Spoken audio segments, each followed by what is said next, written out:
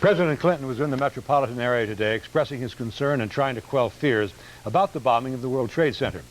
Very exuberant cheers greeted the president at Rutgers University. When he visited a high school classroom in New Brunswick, he reassured students that painstaking manhunt is underway to track down whoever bombed the World Trade Center.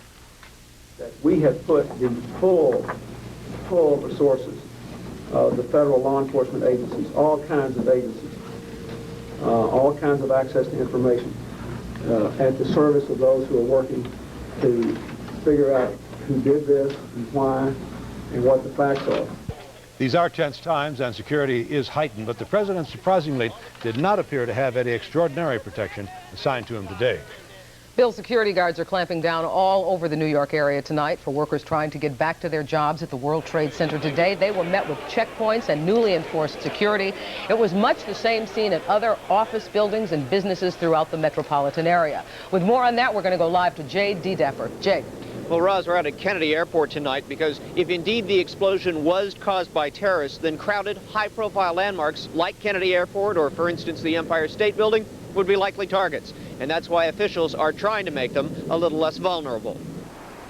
There's a new sign of the times at the Empire State Building, safety for all, which means all people coming into this landmark are having their bags and briefcases checked. It's an inconvenience that says a lot about the current state of mind among New Yorkers. I think it's good, but I think they're not doing enough. You think they could do more? They could do more. It's definitely worth it, whatever they're doing to help the situation. You have to. Is it slowing you down at all today? Not one bit. Not one bit. It's worth it. It really is. There's tighter security almost everywhere, at federal buildings and the stock exchange. At Kennedy Airport, police are on Port Authority Stage 3 alert, which means everyone here is keeping an eye out for cars left in front of terminals and bags left inside terminals. I don't think this will affect the flight schedules at all. And the reason for doing this again is Strictly precautionary. Again, there is no threat to the airline industry at this time. And at Police Plaza this afternoon, building managers and private security companies heard from the FBI and NYPD about what they can do to make New York a bit more terrorist-proof. That's also the idea at the busy Grand Central Terminal, where bomb-sniffing dogs are on patrol and where parcels are no longer able to be checked and balconies have been closed. For Metro North Police, it's deja vu. As we did in the Gulf War, we were closing off the balcony to public access, and we're considering the closing of a number of entrances and exits that are generally rarely used anyway.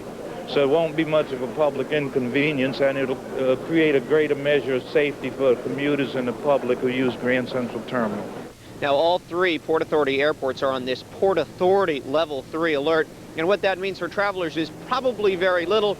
A few minor conveniences, or inconveniences, I should say. One at Newark, a short-term parking lot has been closed that's near the terminal, and here at Kennedy, the terminal parking lot on top of Delta, which is right on top of the terminal, for obvious reasons that has been closed too. All of these things are in effect indefinitely at this point. We're live at Kennedy Airport. J.D. Dever, Channel 7, Eyewitness News. Thank you, J.D. Of course, the explosion has been a bust for a great many businesses, but a boom to some others. Some firms can hardly keep up with the need for special business items, making money from disaster. That story is next as the special hour-long edition of Eyewitness News continues.